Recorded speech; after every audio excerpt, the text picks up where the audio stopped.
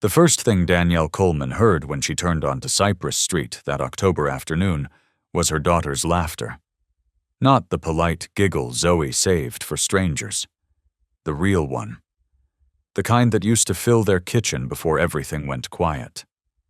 Danny's pulse quickened. She'd left Zoe with Mrs. Delaney next door. Her own front door shouldn't be standing open. And there certainly shouldn't be a stranger sitting on her porch. The October sun filtered through the Spanish moss hanging from ancient oaks, painting everything in shades of gold and amber. Leaves crunched under Danny's feet as she approached, red and brown and orange, carpeting the sidewalk in autumn's signature. He was tall, maybe 40, wearing work clothes dusted with sawdust. His hands moved carefully as he peeled an apple with a pocket knife, offering thin slices to Zoe, who sat cross-legged beside him like they'd known each other for years. "Zoe." Danny's voice cut through the autumn air. "Inside. Now." Zoe's smile didn't fade. "Mama, he's nice. He fixed our porch light." The man stood immediately, folding the knife closed. His eyes were gray-blue, tired in a way that had nothing to do with sleep. "Ma'am, I'm sorry. The wire was sparking. I live next door, my aunt's house. I didn't mean to intrude." Danny's hand tightened on her purse strap. Above them, the newly repaired light flickered on, steady and bright. She could see the toolbox at his feet, the careful way he kept his distance. "You could have just knocked." Her voice softened despite herself. "But, thank you." He nodded once, picked up his tools, and walked back toward the Victorian next door. The one that had sat empty since old Miss Loretta Hart passed 3 months ago. The setting sun caught the house's weathered siding, highlighting the peeling paint and overgrown garden that would need attention before winter. Zoe whispered as they went inside. "He said his name is Mr. Will, and that he remembers when Mama used to have flowers on the porch." Danny froze in the doorway. She hadn't planted flowers since Marcus died. The last ones, marigolds and zinnias, had withered 2 autumns ago, their dried stalks still visible in the cracked ceramic pots she couldn't bring herself to throw away. How long has this man been watching? But when she glanced back, he was just closing his own front door, moving like someone who'd forgotten how to belong anywhere at all. Sometimes kindness arrives before we're ready to receive it. Have you ever met someone whose timing felt both wrong and inevitable? Danny's world had become smaller than she'd ever imagined. She woke at 5:47 each morning, not because of an alarm, but because silence had trained her body to need less rest. The empty side of the bed still felt wrong, even after 2 years. Sometimes she'd wake reaching for Marcus, her hand finding only cold sheets and the hollow ache of absence. She'd lie there in the pre-dawn darkness, listening to the house settle around her. The refrigerator's hum, the creak of old floorboards, the distant sound of Mrs. Delaney's television through the thin walls. These were the sounds of solitude, and she'd learned their rhythm by heart. By 6, she'd force herself up, make Zoe's lunch in the blue kitchen light, turkey sandwich, apple slices, the good cookies she saved for Fridays. She'd fold laundry while the coffee brewed, Marcus's old work shirts still mixed in with hers because she couldn't bring herself to donate them. They didn't smell like him anymore, just detergent and time, but she kept them anyway. She walked Zoe 3 blocks to Magnolia Elementary before her own first class began at 8:15. The morning walk used to be her favorite part of the day. Zoe's hand in hers, the 2 of them counting oak trees or looking for cardinals. But lately, Zoe had grown quieter, more watchful, as if she could feel the weight her mother carried and was trying not to add to it. Her 3rd graders called her Miss Danny. They didn't know she was actually Mrs. Coleman, that the ring she still wore had belonged to a man who'd died fixing an industrial press at the machine shop 2 years ago. An ordinary accident. an extraordinary loss. One moment he was there, sending her a text about what to make for dinner. The next, he was gone. No goodbyes, no last words. Just a phone call that split her life into before and after. She taught them watercolor techniques, how to mix colors without muddying them. Patience, she'd tell them, watching small hands struggle with brushes too big for their fingers. Art takes time. You can't rush beauty. She smiled when they painted sunsets that looked like bruises and told them it was beautiful anyway. Because it was. Because trying mattered more than perfection. Because she needed to believe that broken things could still hold beauty. At lunch, she ate alone in her classroom. The other teachers had stopped inviting her to the faculty lounge months ago. She knew they meant well, but she couldn't bear their careful questions, their concerned looks, the way they'd grown quiet when she entered a room. Grief made people uncomfortable. It was easier to stay invisible. At 3:30, she collected Zoe from aftercare. At home, they made simple dinners: rice and beans, baked chicken, vegetables from the discount bin. Zoe did homework at the kitchen table while Danny graded papers, both of them working in comfortable silence. After dinner, they'd read together on the couch, Zoe's head on her shoulder, both of them pretending this was enough. By 8:00 p.m., after Zoe was tucked into bed with her worn, stuffed elephant, the house felt like a held breath, like it was waiting for someone who would never come home. Danny would sit on the porch sometimes, watching the empty street, wondering when she'd stopped being a person and started being just a mother. Just a teacher, just a woman going through motions, checking boxes, surviving but not living. Mrs. Delaney stopped by sometimes with casseroles and gossip about the neighborhood. Loretta's nephew finally came, she'd said last week. City boy. Won't last a month trying to fix up that old place. Danny had nodded politely, not caring. Other people's renovations didn't change the fact that her own porch was rotting, that the gutters needed cleaning, that every small repair felt like an impossible luxury. She'd learned to make do, to want less, to keep her head down. But that evening, after Will Hart had fixed her light and disappeared, something shifted. Zoe sat at the window after dinner, watching the house next door. Mama, why did Mr. Will look so sad? Baby, we don't know him. But his eyes looked like yours sometimes, when you think I'm not looking. Danny's hand stilled over the dishes. The soap bubbles caught the overhead light, iridescent and fragile. Outside, through the thin curtain, she could see the warm glow from the Victorians' windows. Someone was home next door for the first time in months. And despite every instinct that told her to stay safe behind her own walls, Danny felt the faintest pull of curiosity. What brings a man back to an empty house? The knock came at 6:47 p.m. the following evening. Danny opened the door to find Will standing on her porch, holding a ceramic bowl wrapped in a kitchen towel. Steam rose from beneath the cloth, carrying the scent of tomatoes and basil. I made too much soup. He said it simply, no charm, no expectation. Thought you and Zoe might save me from eating minestrone for a week. Before Danny could respond, Zoe appeared at her elbow. You should stay for dinner, Mr. Will. Zoe, please, Mama. We're just having cornbread anyway. Will started to back away. I don't want to impose. But Danny saw the same loneliness in his posture that she felt in her own chest every night, the kind that made you cook too much food just to pretend you weren't alone. We're having black beans too, she heard herself say. And greens. It's not much. His smile was careful, grateful. It's more than enough. They ate at the kitchen table under the rotating ceiling fan. Zoe chattered about school, about her art project on family trees, about the book she was reading where a girl finds a treasure map in her grandmother's attic. Will listened like her words mattered. He asked follow-up questions.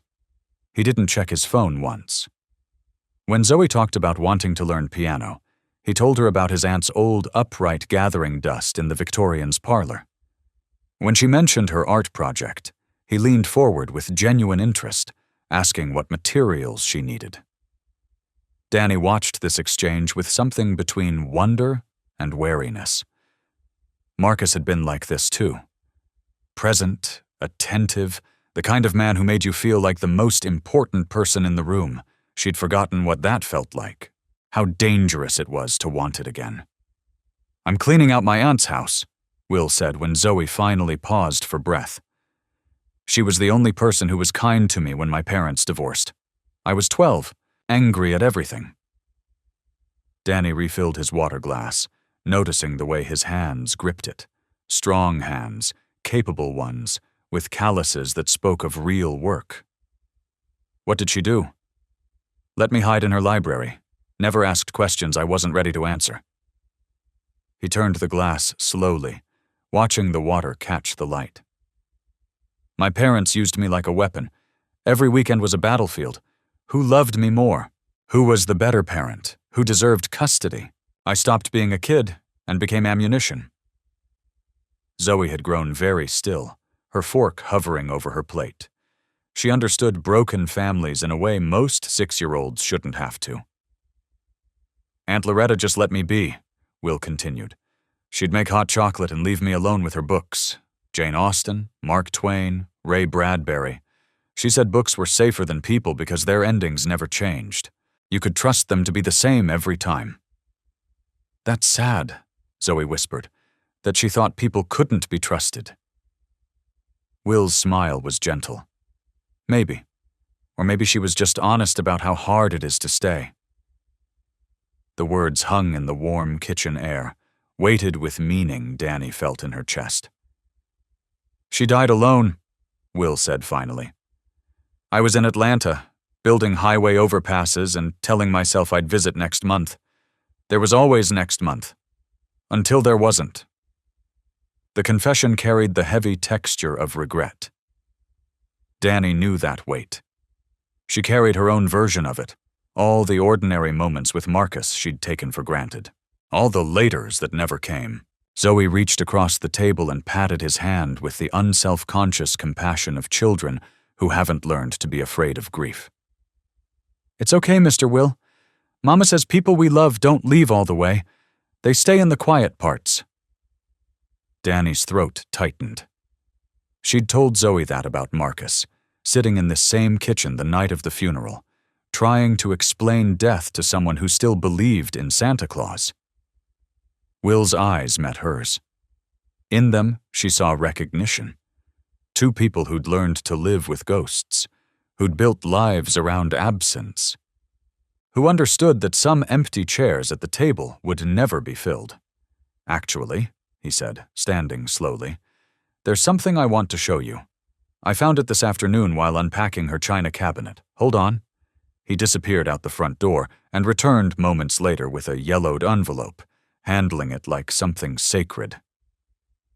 "It's a letter. She never sent it. Dated 1963. He sat back down, turning the envelope over in his hands. "When I first read it, I thought it was just, I don't know, old lady nostalgia. Old. But now..." "What does it say?" Zoe leaned forward, eyes wide. Will opened it carefully and read aloud. "For whoever feels alone in this house, don't leave yet. Love doesn't vanish here. It just waits until someone's brave enough to open the door again." The ceiling fan hummed above them. Outside, the first evening crickets began their song. Danny felt something crack open in her chest. Small, painful, necessary. "She wrote it for whoever would need it someday," Will said quietly. "I thought it was nonsense at first. But maybe..." He looked at Danny. "Maybe it's for me." Zoe whispered, "Maybe it's for Mama too." Danny smiled, embarrassed by the sudden tightness in her throat. The air between them began to thaw, the sharp edges of her earlier defensiveness softening into something gentler. What words have you been waiting to hear? Sometimes the messages we need most have been waiting for us all along.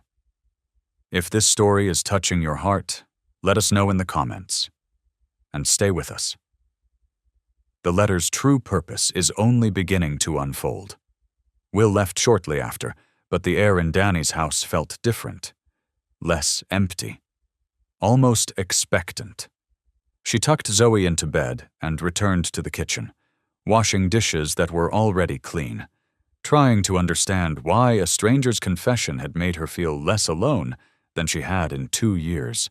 Through the window, she could see Will's silhouette moving past the Victorian's windows, unpacking boxes, building a life in a house full of memories.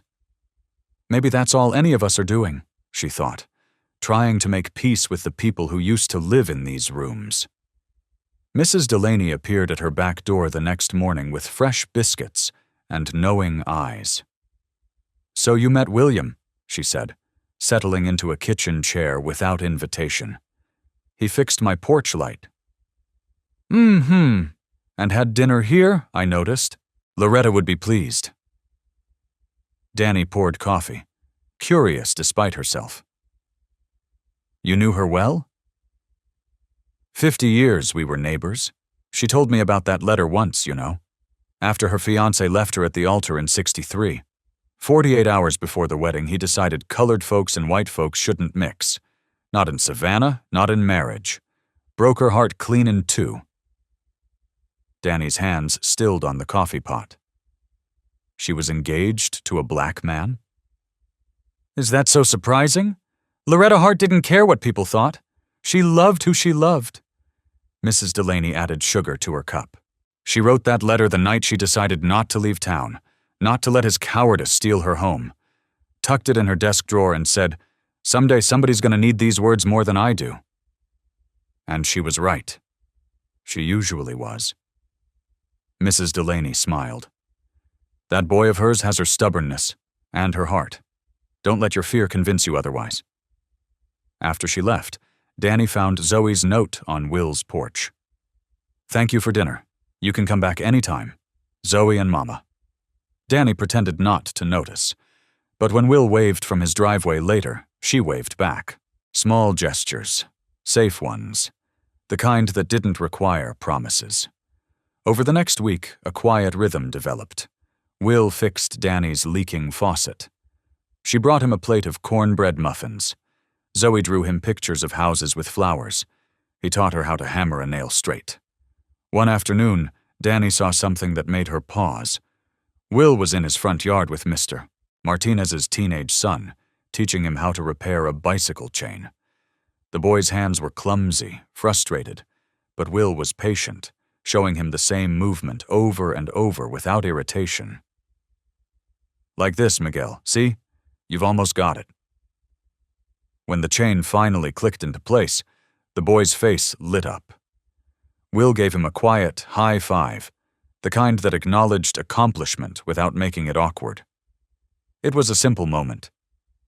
But Danny saw how naturally Will moved through the neighborhood now, helping Mrs. Chen carry groceries, discussing foundation repairs with the Johnsons, always with that quiet competence that never demanded gratitude. He belongs here, she thought. More than he knows. Mrs. Delaney watched from her porch and smiled knowingly. "Loretta always said that house needed someone with a warm heart," she told Danny one afternoon. "She'd be pleased to know William finally came home." "It's not like that," Danny insisted. "He's just being neighborly." Mm-hmm. Mrs. Delaney's eyes twinkled. Neighborly, is that what they call it now? But Danny couldn't afford to think like that, couldn't afford to hope. Hope required energy she didn't have. Trust she couldn't risk.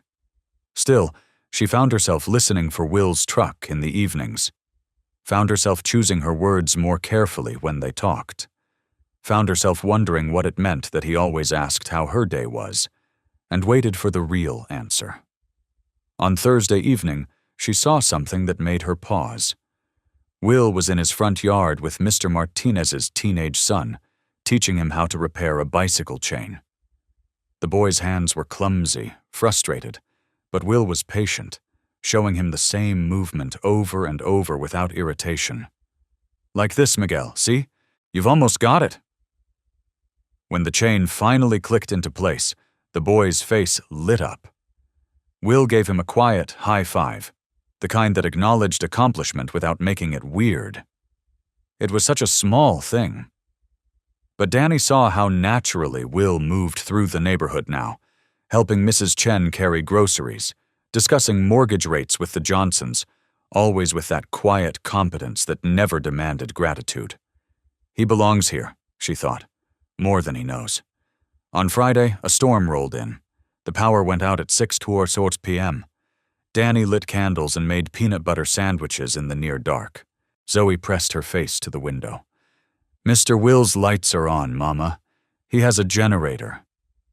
"That's nice, baby. Can we go over? I'm scared of the thunder."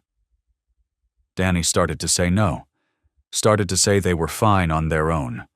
But lightning cracked across the sky, and Zoe flinched, and the house suddenly felt too dark, too empty, too much like every lonely night she'd endured. She grabbed their raincoats. Just for a little while. Will opened the door before Danny could knock, as if he'd been waiting. "Power out?" he asked. And Zoe's scared of storms. He stepped back immediately. "Come in. I've got lights, hot water, and terrible taste in disaster preparedness snacks." His living room was half renovated, original hardwood exposed, walls patched but not painted, furniture that didn't quite match but somehow worked together, books stacked on every surface, a laptop on the coffee table surrounded by blueprints and sketches. The space felt lived in already, despite his short time here. It felt like him. Practical, unpretentious, quietly purposeful. But it was warm, dry, and bright. Zoe curled up on the couch with a blanket Will produced from somewhere and a picture book about a girl who could talk to animals. The adults sat in the kitchen, drinking instant coffee that tasted like cardboard but felt like comfort anyway, listening to rain hammer the old roof in rhythmic waves. Thunder rolled across the sky, rattling the windows. Danny wrapped her hands around the warm mug, trying to steady herself. She hated storms. They reminded her of the night the hospital called, of driving through rain so thick she could barely see, of arriving too late to say goodbye. "Tell me something true," Will said suddenly. Danny blinked, pulled from memory. "What?" "Something real," not the polite answer. The true one. He set down his mug, his gray-blue eyes steady on hers. "I've been in Savannah 3 weeks. I've talked to neighbors, contractors, the historical society. Everyone's kind. But no one's real. It's all fine and good and can't complain. But I can see it in people's eyes. The worry, the exhaustion, the weight of things left unsaid." She studied his face in the generator's amber light, saw the fatigue there, the isolation, the same hollow loneliness she recognized in her own mirror. "Okay," she said slowly, feeling her way through the words. "True? I'm terrified. Every single day that I'm failing Zoe, that the money will run out, that I'll wake up one morning and realize I've forgotten what Marcus's voice sounded like. I play videos of him on my phone sometimes, just to hear him laugh, just to remember what it felt like to be someone's first choice." The confession escaped before she could stop it. Raw, unpolished. The kind of truth you only tell strangers or priests. Will didn't flinch, didn't offer empty platitudes or try to fix it.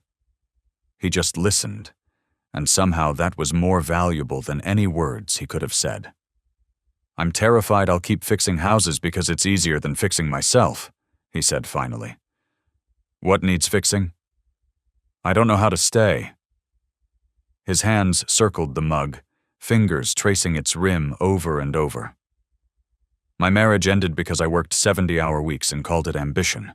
I missed birthdays, anniversaries, ordinary Tuesdays. My ex-wife Sarah said I loved projects more than people, that I'd rather build highways to somewhere else than be present where I was. Did you? Maybe. His voice dropped to something barely above a whisper. Or maybe I just didn't know how to love someone who could leave. Houses are safer. You put in the work, you see results. You can control the outcome. People are messier, more fragile. They can walk away even when you do everything right. Danny felt the truth of it in her bones. People leave even when you do everything right. The words settled between them like a shared wound.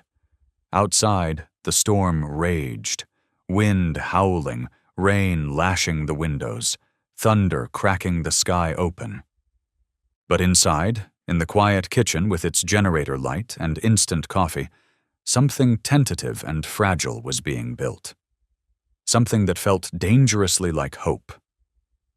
Zoe appeared in the doorway, clutching the old letter from 1963. Can we read it again? The one from your aunt? Will smiled. Sure, little one. Come here. They moved to the couch, the three of them beneath a quilt that smelled like lavender and thyme. Will held the letter carefully, and Zoe traced the faded ink with one small finger. Read it again, Mr. Will, she whispered, the part about being brave. He glanced at Danny, who nodded. This time the words felt different. Not just something Loretta had written 60 years ago, but a message speaking directly to this moment. When he finished, Zoe snuggled against Danny. Miss Loretta must have been really scared when she wrote this. Probably, Will said quietly. But she chose to stay anyway. That's what makes it inspirational. Zoe yawned. Being scared but doing it anyway. Danny stroked her daughter's hair. The rain softened to a gentle drumming. The candles flickered. And in that moment, Danny felt something she hadn't allowed herself to feel in 2 years, the possibility that healing didn't mean forgetting, that opening the door didn't mean betraying the past. Will's eyes met hers across Zoe's sleeping form. In the candlelight, she saw the same fragile hope reflected back. Maybe we're both learning, she thought, to stay instead of run. Sometimes the bravest thing we can do is simply stay, to let kindness in, to risk hoping again.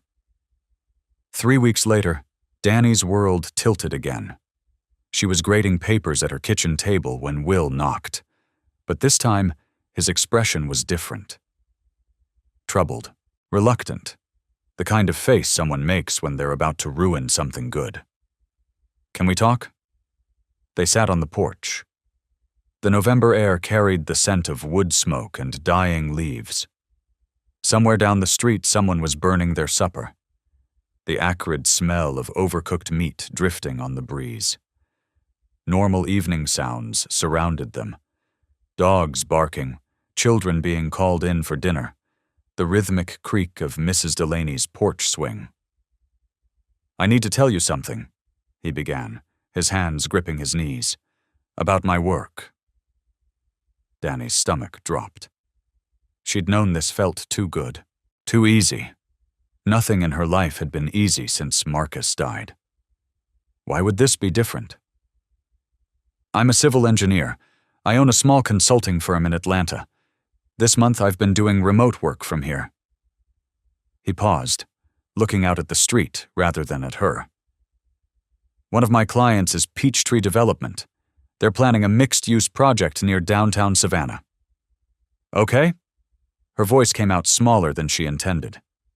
Near your neighborhood, 3 blocks from here. He finally turned to face her. Danny, I need you to understand. I'm not the developer. I don't make decisions about what gets built or where. I just consult on infrastructure, drainage, utilities, traffic patterns, the technical stuff that makes projects possible. The words landed like stones in her stomach. How near?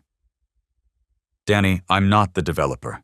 I just consult on infrastructure, Drainage, utilities, traffic patterns. I don't make decisions about what gets built or where. But you help them figure out if it's possible. Her voice was steady, but her hands weren't. She pressed them flat against her thighs. Yes. She stood abruptly, needing distance, needing air. So you've been fixing my porch while your company's planning to tear this whole block down? It's not like that. Then what is it like, Will? Her voice shook now, 2 years of holding everything together cracking open. You knew about this project when you started coming around. When you had dinner with us, when you sat in my kitchen and told me about your aunt and made Zoe laugh and made me feel... She stopped, not trusting herself to continue, not willing to admit how much she'd let herself hope. He stood too, hands raised like he was approaching a wounded animal. I found out after I moved here, 2 weeks after, and I told them immediately, I can't work on anything that would displace residents without real community input. I've been pushing for preservation zones, for rehabilitation grants, for alternatives that keep people in their homes. We've had enough help that costs too much. Danny's eyes burned, but she refused to cry. Not now. Not in front of him. My whole life, people with money and good intentions have decided what's best for neighborhoods like mine. And somehow, we're always the ones who lose. We're always the ones who have to pack up and move because someone decided our homes aren't valuable enough, that we aren't valuable enough. I'm trying to do the right thing. Are you? The question came out sharp, protective. Or are you just trying not to feel guilty while cashing their checks? Because from where I'm standing, those look like the same thing. Will flinched. The words had found their mark, and she saw him absorb the hit. I don't know, he admitted quietly, and the honesty of it almost broke her. I don't know anymore. Danny wrapped her arms around herself. Behind her, through the screen door, she could hear Zoe humming while she drew. Innocent. Safe. I think you should go, she said. Danny, please. He left without another word. The sound of his truck pulling away felt like every ending she'd ever endured. That night, Zoe found Danny crying at the kitchen table. Did Mr. Will do something bad? No, baby. He can't always control the world he works in. But he tried, right? To help? Danny pulled Zoe into her lap. Sometimes trying isn't enough. But as she held her daughter, Danny felt the weight of her own words. Had she been too harsh, too quick to assume the worst? Or was she finally learning to protect what little stability they'd built? She didn't have answers. Only the familiar ache of loss, the knowledge that hope was expensive, and the quiet certainty that she'd done the right thing by keeping Zoe safe, even if it felt like drowning. The next week passed in painful silence. Danny saw Will's truck in the driveway but didn't wave. He worked on his house with a grim determination, lights on past midnight. Sometimes she'd catch him on the porch, staring at nothing, looking lost. Zoe noticed, too. She drew pictures at the kitchen table, quieter than usual. On Wednesday afternoon, Danny found her daughter standing by the window with Loretta's letter in her hands. Baby, what are you doing with that? Mr. Will needs it more than we do right now, Zoe said simply. Before Danny could stop her, she slipped out the door and crossed to Will's mailbox, carefully placing the envelope inside, then running back. Zoe! Miss Loretta's letter says don't leave. But Mr. Will looks like he's leaving, Mama. Maybe if he reads it again, he'll remember to stay. Danny pulled her daughter close, unable to explain that sometimes grown-ups made choices that broke things, even when they didn't mean to. Mrs. Delaney stopped by that evening. You're being foolish, both of you. He works for people who want to destroy this neighborhood. And he's fighting them. Mrs. Delaney's voice was firm. I heard him on the phone yesterday, shouting at someone about finding another engineer if they won't consider alternatives. That boy is trying, Danny. Maybe trying isn't enough. Loretta knew about that letter, you know. Wrote it when she was your age, after her fiancé left her at the altar. She almost sold this house and moved back to Charleston. But she decided to stay. To be brave. Mrs. Delaney touched Danny's hand. That letter's been waiting 60 years for the right people to read it. Don't waste what it's offering. Danny's resolve wavered, but fear still held her in place. That night, unable to sleep, Danny heard Will's voice through the open windows. Not loud, but strained. Urgent. She shouldn't have listened, but something in his tone pulled her to the window. He was on his porch, phone pressed to his ear, pacing. Even from a distance, she could see the tension in his shoulders. No, Bob, you're not hearing me. There are viable alternatives. A pause. I don't care about the timeline. These are people's homes. Another pause, longer. His voice hardened. Then maybe you need to find another engineer. Silence. Then, I understand. I'll have an answer for you Monday morning. He ended the call and stood there, gripping the porch railing, head bowed like a man at the edge of a cliff. Danny's hand pressed against the cool glass. She wanted to go to him, wanted to tell him it was okay, that he didn't have to choose between his career and doing what was right. But she'd already drawn her line, already protected herself. She watched him stand there in the darkness for a long time before finally going inside, and wondered if pushing him away had been protection or just another kind of running. On Friday morning, Danny was grading papers at her kitchen table when she heard a knock. She opened the door to find Will standing on her porch. His shirt was splattered with white paint, his hair uncombed, dark circles under his eyes. In one hand, he held a folder.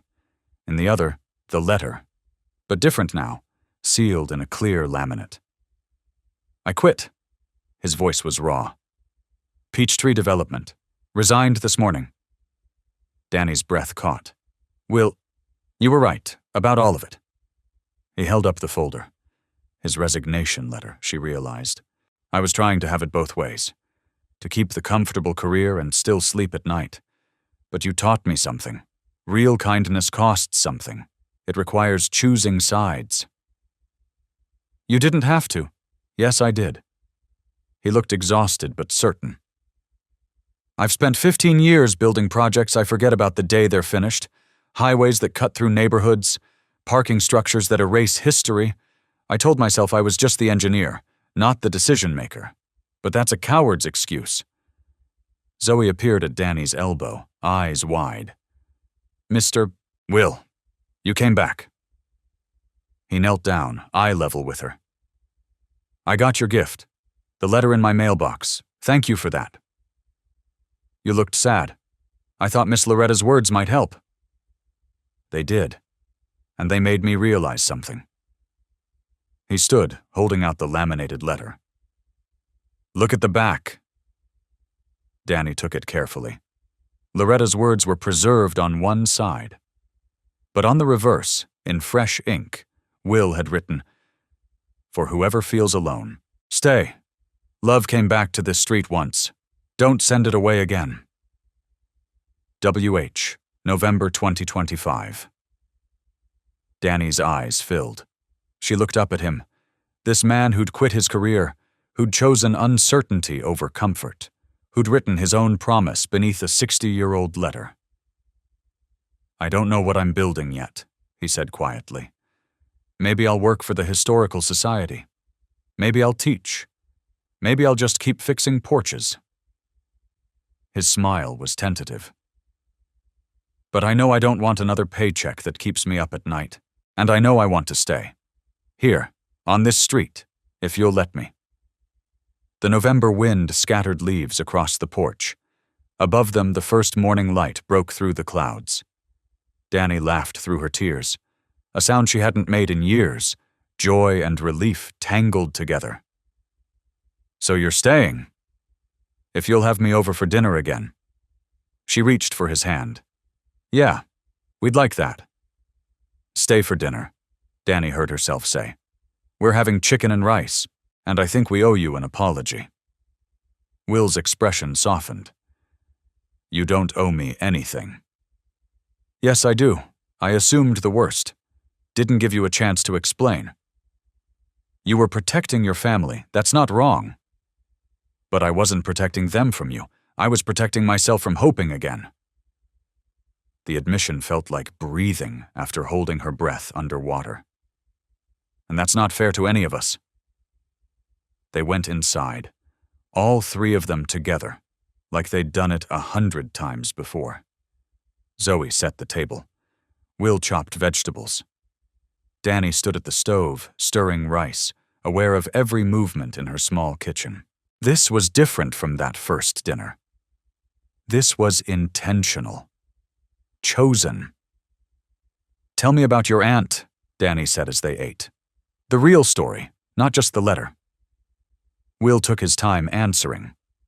Loretta Hart was the town eccentric, never married, spent her life teaching piano and fostering stray cats. People called her odd. What did you call her? My compass. His voice grew thick. When my parents' marriage fell apart, they used me as ammunition. My dad would take me to expensive restaurants and talk about what a failure my mom was. My mom would cry and tell me how cruel my dad was. I was 12 years old, trying to choose sides in a war I didn't start. Zoe's eyes were wide. That's sad. It was. But Aunt Loretta said something I never forgot. She said, William, you don't owe anyone your loyalty except yourself. Build a life so good, so true, that nobody else's chaos can touch it. Did you? Danny asked quietly. No, I built a successful career and called it enough. Married someone who deserved better. Worked 80-hour weeks because Excel sheets don't ask you to feel anything. He set down his fork. It took losing everything to realize I'd never actually built anything at all. The ceiling fan rotated slowly above them. Outside, the neighborhood settled into its evening rhythm, dogs barking, screen doors closing, the distant sound of gospel music from Mrs. Delaney's radio. What are you building now? Danny's question was gentle. I don't know yet, but it starts here, in Savannah. Maybe consulting for preservation projects instead of development. Maybe teaching. He looked at her directly. Maybe something I haven't imagined yet. Zoe perked up. Will you stay on our street? If your mom says it's okay. Danny felt the weight of the decision, not just for herself, but for Zoe, for the careful, hard-won stability they'd created. But she also felt something else. The possibility that love didn't mean replacement, that healing could happen alongside memory. It's okay, she said softly. You can stay. CTA 4. Have you ever taken a risk on someone who chose you back? Sometimes the greatest act of courage is allowing ourselves to be loved again. Over the next month, something quiet and sturdy grew between them. Will worked mornings on his aunt's house, transforming it room by room. But slowly, deliberately, like someone finally building something meant to last. Afternoons, he met with the Savannah Preservation Alliance, offering his engineering expertise pro bono for homes on the historic register. Evenings, he was often at Danny's kitchen table, helping Zoe with math homework, or simply sitting with Danny while she graded papers. They didn't rush, didn't force. He fixed the sagging gutters on Danny's house. She baked him an apple pie that was slightly burned but tasted like home. Zoe drew pictures of all three of them with a sun that took up half the page. The neighborhood noticed. Mr. Martinez invited Will to Friday domino games. Mrs. Chen recruited him for the neighborhood watch committee. The Johnsons asked him to look at their foundation cracks. He said yes to everything, showing up with tools and time, asking nothing in return. He's one of us now, Mrs. Delaney told Danny with satisfaction. Took him less time than most. He chose to be. So did you, honey. You chose to let him. They talked late into evenings about grief and guilt and the things they'd run from. He told her about his ex-wife, Sarah, about the apology he'd written 17 times but never sent. She told him about Marcus's last morning, how he'd kissed her forehead and said, "See you tonight, baby," with no idea it was goodbye. "Do you think he'd mind?" Will asked one evening, his voice careful. "Me being here?" Danny considered it honestly. Marcus was practical, kind. He'd want Zoe to have stability and me to have someone who shows up. She smiled slightly. "He'd probably give you a hard time about being late to fix the porch, though. He had strong opinions about home maintenance." "I'll keep that in mind." Will's thumb traced circles on the back of her hand. "I wish I could have met him." "He would have liked you. You both believed in fixing things instead of replacing them." It was the permission they both needed, to honor the past without being imprisoned by it. In early December, Will received a call from the Savannah Housing Authority. They wanted to hire him to assess older homes in historic districts, to create renovation plans that would preserve character while improving safety and accessibility. It meant staying, permanently. He told Danny over coffee on her porch, the morning air crisp and clear. "I'm taking it," he said. If you think, I think you should take it." "Yeah?" "Yeah." She reached across the small space between their chairs and took his hand. "I'm glad you're staying, Will." His fingers tightened around hers. "I'm glad you're letting me." It wasn't a declaration of forever. It was simply the truth of right now. Two people choosing to be brave enough to stay. In mid-November, the neighborhood threw a staying party, Mrs. Delaney's idea, but everyone contributed. Tables appeared in the Martinez family's backyard, covered with potluck dishes that steamed in the cool evening air. String lights hung between trees dripping with Spanish moss, casting a warm glow as dusk settled.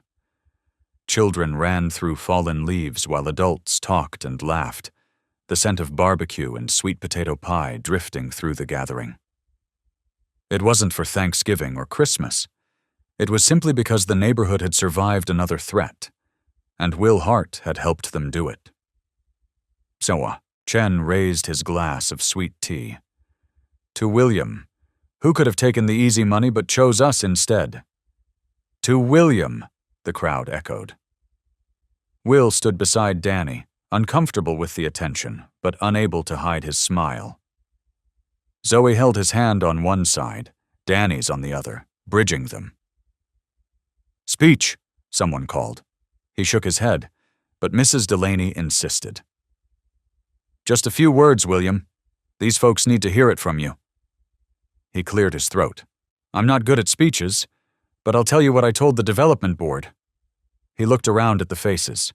People who'd become friends, neighbors who'd become family. I told them that some places have value that can't be measured in square footage or profit margins. That a community isn't just buildings. It's Mrs. Delaney's biscuits on Sunday morning. It's Mr. Martinez teaching his son to fix things with his hands. It's Zoe's chalk drawings on the sidewalk and Mrs. Chen's garden that feeds half the street. His voice grew stronger. It's the history in these walls, the memories in these yards, the way you all know each other's rhythms. When someone's sick, meals appear. When someone's struggling, hands reach out. That's not something you can rebuild once it's gone. That's not something you can put a price on. He glanced at Danny. "Someone recently taught me that real kindness costs something. It requires choosing sides. So I chose, and I'd make the same choice 100 times over." The crowd erupted in applause. Danny felt tears sting her eyes. Not from sadness, but from pride. For this man who'd learned to stay, who'd chosen hard over easy, who'd found home in the most unlikely place. Later, after the party wound down and Zoe fell asleep on a blanket under the stars, Will and Danny walked home together. The November night was cool but not cold. the air sweet with the smell of wood smoke and chrysanthemums. "Thank you," Danny said quietly. "For staying. For fighting. Thank you for letting me." He stopped at the space between their houses, the threshold that was slowly disappearing as their lives merged. "I know trust doesn't come easy." "No, but you've earned it." She stepped closer, close enough to feel his warmth. "Will?" "Yeah?" "I love you." The words hung between them. Simple, true, terrifying. His hand cupped her face, gentle as a prayer. "Danny Coleman, you're the most heartwarming thing that's ever happened to me. You and Zoe both." She laughed softly. "That's still a terrible line." "I know. I'm an engineer, not a poet." "Good thing I like engineers." She rose on her toes and kissed him. Not their first kiss, but the first one that felt like a promise, like forever might actually be possible. When she pulled back, his eyes were bright with something that looked like wonder. "Stay with me tonight? Just holding each other. Nothing more. I don't want to be apart anymore." "Zoe is asleep at Mrs. Delaney's, who's already made it clear she expects me to do right by her girl, which apparently means not sneaking around like teenagers." Danny laughed. "She said that?" "Almost verbatim. She's very protective of you." "Good." Danny took his hand. "Come on, let's go home." "Your place or mine? Does it matter anymore?" "No," he said softly. "I guess it doesn't." They walked together into her house. Soon to be their house, she realized. Their home. Love doesn't always announce itself with fireworks. Sometimes it's just the steady choice to show up, day after day, until suddenly home is a place you built together. Late November brought a softness to Savannah, the kind of autumn afternoon where the light turned golden and the air smelled of wood smoke and possibility. On a Saturday 3 weeks after Will's resignation, the three of them stood in front of the fence between their houses, paintbrushes in hand. The morning had started cool, but the sun warmed their shoulders now, gentle and present. "Blue or white?" Zoe asked, holding up paint samples Will had brought from the hardware store. "Both," Will decided, studying the weathered wood. "We'll do a pattern, make it special." It had been Danny's idea. "If this street is worth saving," she'd said over coffee that morning, watching the sunrise paint the neighborhood in shades of amber, "we should make it shine." So they painted. Will covered the broad strokes with steady hands, the same precision he brought to structural blueprints now applied to something purely aesthetic. Danny handled the details with an artist's eye, adding small flourishes at the corners, teaching Zoe how to get a clean edge. Zoe added handprints in strategic corners, pressing her small palms into the wet paint and declaring them signatures of love. "So everyone knows we were here," she explained seriously. "So they know this fence was made by a family." Danny and Will exchanged a look over her head, surprise and warmth, and the quiet acknowledgement of what Zoe had just called them. Mrs. Delaney brought sweet tea and sandwiches at noon, settling into a lawn chair to supervise. Other neighbors stopped to admire and offer encouragement. Mr. Martinez invited Will to Friday domino games. "You're one of us now. Might as well lose money like the rest of us." Mrs. Chen brought over leftover paint from her garage. The Johnsons helped with the primer coat, turning the project into an impromptu block party. By late afternoon, the fence gleamed. Half white, half periwinkle, wholly imperfect and entirely lovely. A testament to collaborative effort, to community care, to the small acts that transform a street into a home. "It looks happy," Zoe declared, stepping back with paint-speckled hands and a smudge of blue across her cheek. Danny wrapped an arm around her daughter, pulling her close. "It does, doesn't it? Like it's smiling." "What about the letter?" Zoe asked suddenly, looking up at the adults with the kind of clarity children sometimes possess. We should put it somewhere everyone can see, so they know this street is about staying, about choosing each other." Will smiled. "I was hoping you'd say that." He disappeared into his house and returned with a wooden shadow box he'd been building in secret. Inside, he'd mounted the laminated letter. Loretta's words on one side, his addition on the reverse, both visible through the clear backing. Above them, in careful calligraphy, he'd carved into the frame, "Love is patient enough to wait and brave enough to stay." "Where should we hang it?" Danny asked, her voice catching. "Right here." Will gestured to the fence post between their properties, at the exact point where her yard met his. "At the place where your world and mine meet." They hung it together, the three of them. Will held the frame while Danny marked the placement. Zoe handed them the screws one by one, serious with the responsibility. When it was secure, they stood back. The evening sun caught the glass, making the old paper glow like something sacred. Zoe stood between them, taking each of their hands. "Now everyone knows." "Knows what, baby?" Danny asked. "That this street is about staying, about being brave." She squeezed their hands. "About found family." The words hung in the golden air, true and perfect. Will's free hand found Danny's. She laced her fingers through his, solid and sure. They sat on Danny's porch steps as the sun began to set. Will's arm around Danny's shoulders, Zoe leaning against them both, already drowsy from the long day. "I never thought I'd feel this way again," Danny said quietly, watching the light fade. "Safe, hopeful, home." "Me neither."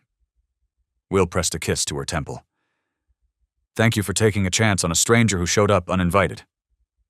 "You weren't a stranger for long." "No." His voice was soft. "I was home. I just didn't know it yet." The streetlights flickered on, one by one. In the distance, someone was playing piano, gospel music floating through the evening air. A dog barked. Children laughed on their way home for dinner. Ordinary sounds, beautiful ones. The autumn wind picked up, gentle and warm, carrying the scent of fallen leaves. Above them, red and gold leaves loosened from the oak trees, drifting down like benedictions. One landed on the porch roof with a soft whisper, then another, covering the old shingles in a blanket of color. Danny watched them fall, thinking of Marcus, of Loretta, of all the people who'd loved this street before them and would never see this moment, but somehow had made it possible.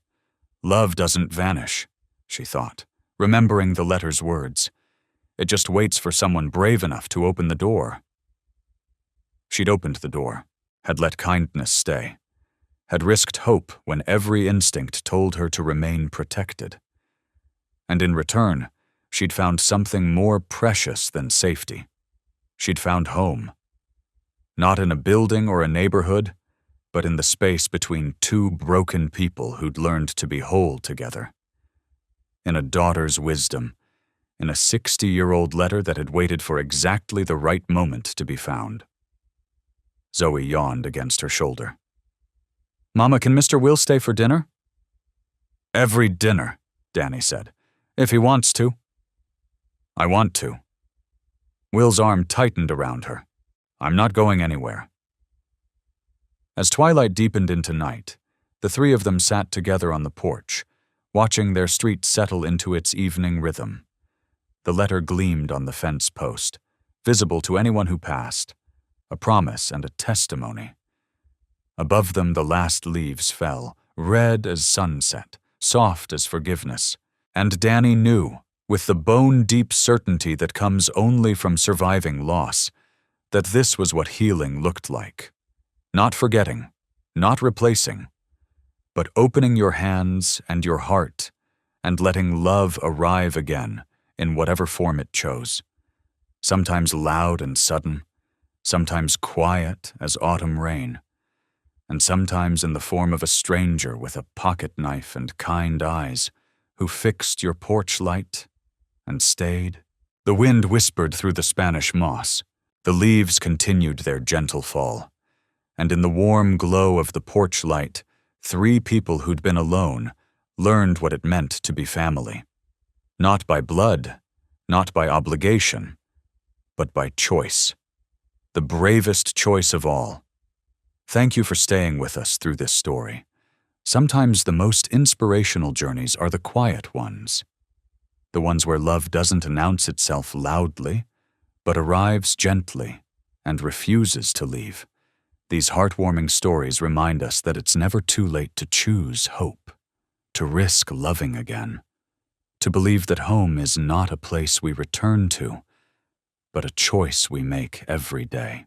If this story touched your heart, please leave a comment below sharing your own story of unexpected kindness or second chances, and subscribe to our channel for more stories about the courage it takes to stay, to hope, and to love again. Until next time, remember, love is patient enough to wait and brave enough to stay.